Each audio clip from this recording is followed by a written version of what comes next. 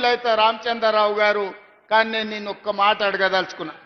నీ పక్కల కూర్చున్న కిషన్ రెడ్డి ఎవరయ్యా? ఎందుకు కేసీఆర్ని కాపాడుతున్నాడే? కాళేశ్వరం అవినీతిలో 48 గంటల్లో అరెస్టు చేస్తామన్న కిషన్ రెడ్డి కేసీఆర్ని ఎందుకు కాపాడుతున్నాడే? ఇవాళ కిషన్ రెడ్డి కాదు, కిషన్ రెడ్డి కల్వకుంట్ల కిషన్ రావుగా మారిండు. ఆ సంగతి నీకు తెలుసా రామచంద్రరావు గారు?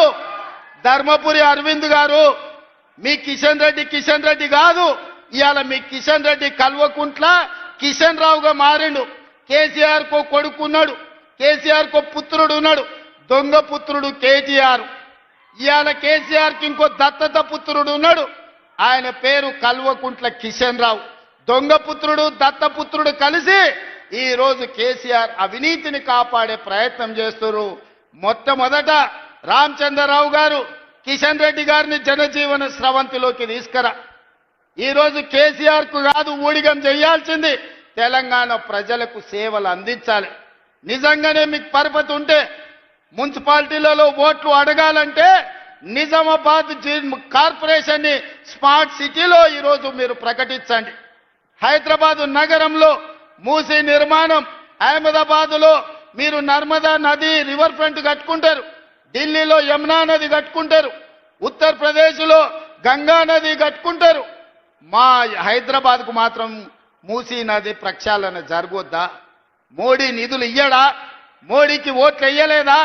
బీజేపీకి 8 సీట్లు ఇవ్వలేదా? తెలంగాణ నుంచి 8 మంది ఎంపీలను ఇస్తే 2 మంత్రులను చేసినామంటున్నారు, కానీ ఒక్క రూపాయి కూడా తెలంగాణకి ఇవ్వలేదు.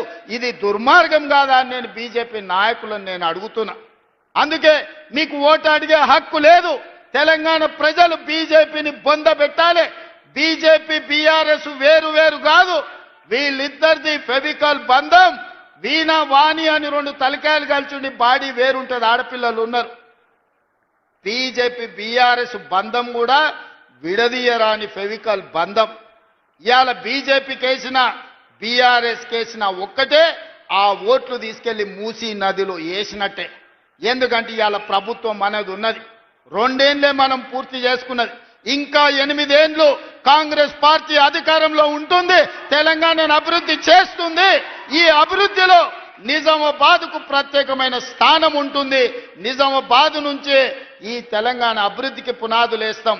నిజామాబాద్కి ఎయిర్పోర్టును తీసుకొచ్చే బాధ్యత మా ప్రభుత్వం తీసుకుంటుంది. ఇవాళ ఆదిలాబాద్లో ఎయిర్పోర్టు తెచ్చినాం, వరంగల్లో ఎయిర్పోర్టు తెచ్చినాం, వరంగల్కి అండర్ గ్రౌండ్ డ్రైనేజ్ ఇచ్చినాం. ఇవాళ కరీంనగర్ ఔటర్ రింగ్ రోడ్ ఇస్తున్నాం, వరంగల్ ఔటర్ రింగ్ రోడ్ ఇవ్వబోతున్నాం.